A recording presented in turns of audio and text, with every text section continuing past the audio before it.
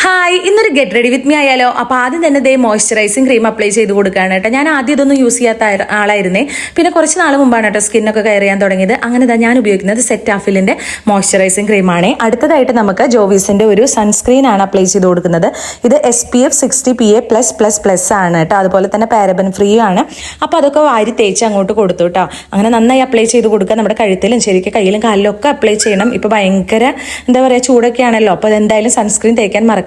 അതിനുശേഷം ഞാൻ ഫൗണ്ടേഷൻ ഒരു BB ക്രീമാണ് കേട്ടോ എടുക്കുന്നത്, അല്ലെങ്കിൽ ഫൗണ്ടേഷൻ ഏത് വേണമെങ്കിൽ എടുക്കാം. അപ്പോൾ ഞാൻ എടുത്തിരിക്കുന്നത് BB ക്രീം ആയിരുന്നു. അപ്പോൾ അതൊക്കെ നന്നായിട്ട് അപ്ലൈ ചെയ്ത് കൊടുത്ത് കഴുത്തിലും അപ്ലൈ ചെയ്ത് കൊടുത്തിട്ടുണ്ട്. അങ്ങനെ നമുക്ക് ദൃശ്യം കാണാനായിട്ട് പോകണല്ലോ.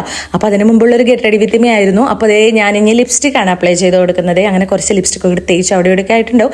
അതൊക്കെ ഒന്ന് കൈകൊണ്ട് അഡ്ജസ്റ്റ് ചെയ്ത് നിങ്ങൾ അങ്ങോട്ടും ഇങ്ങോട്ടും തുടച്ച് കൊടുക്കുക. അങ്ങനെ ദേ ലിപ്സ്റ്റിക്കൊക്കെ ഇട്ട് കഴിഞ്ഞതിന് ശേഷം നമുക്ക് ഇനി ഒരു കുഞ്ഞ് പൊട്ട് കുത്തി കൊടുക്കാം കേട്ടോ. ഒന്നുകിൽ ഞാൻ ഐലൈനർ വെച്ചിട്ടോ അല്ലെങ്കിൽ ദേ ഇതുപോലെ കുഞ്ഞൊരു ഐടെക്സിൻ്റെ പൊട്ടാണ് കുത്തി കൊടുക്കാറ്. ഇനി നമുക്ക് ഹെയറിൽ പിന്നെ ഒന്നും ചെയ്യാനൊന്നുമില്ല, പ്രത്യേകിച്ച് ജസ്റ്റ് ഒരു ക്ലിപ്പ് ഇടുന്നേ ഉള്ളൂ കേട്ടോ. അങ്ങനെ അതൊക്കെ ഒന്ന് കോമ്പ് ചെയ്തെടുത്ത് നന്നായിട്ടൊന്ന് ഒതുക്കി ദാ ബാക്കിലൊരു ക്ലിപ്പൊക്കെ ഇട്ട് കൊടുത്തു കേട്ടോ.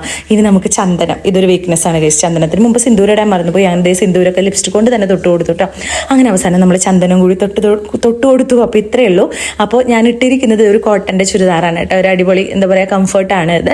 അങ്ങനെ ഇതാണ് എൻ്റെ ഒരു ഔട്ട്ഫിറ്റ് എന്ന് പറയുന്നത് കേട്ടോ. അപ്പോൾ നമുക്ക് ഇനി എന്തായാലും സിനിമയ്ക്ക് പോയിട്ട് വരാം. ശ്രീജേട്ട അവിടെ യാത്രയാവുന്നുണ്ട്. അപ്പോൾ എന്തായാലും കുറച്ച് പ്രഹസനാവാം. അങ്ങനെ എല്ലാം യാത്രയായി കഴിഞ്ഞ് കുറച്ച് വീഡിയോയും ഫോട്ടോ ഒക്കെ എടുത്തതിന് ശേഷം ശ്രീജേട്ടൻ വന്നേ. അപ്പോൾ ശ്രീജേട്ടൻ്റെ ഔട്ട്ഫിറ്റ് എന്ന് പറയുന്നത് വൈറ്റ് ഒരു ടീഷർട്ടും ഒരു ജീൻസും ആണ്.